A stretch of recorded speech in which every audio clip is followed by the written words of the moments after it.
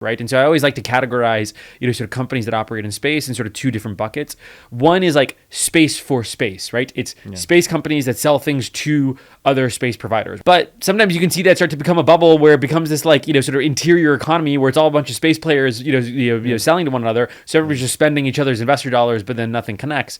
That's why you need the other, sort of half of it, which is like space for the rest of the economy, right? And so I think, one thing that I'm concerned by is if you look at sort of dollars deployed in the two categories and where there's a lot of focus, you see actually sometimes I think too much focus on sort of space for space, where it's like that only matters if the space economy is big, but like the only way it gets big is it needs to connect more into the Earth-based economy. And so a lot of what I like your guys' activities is that like you guys really focus on democratizing access to space for traditional companies that connect into the rest of the economy.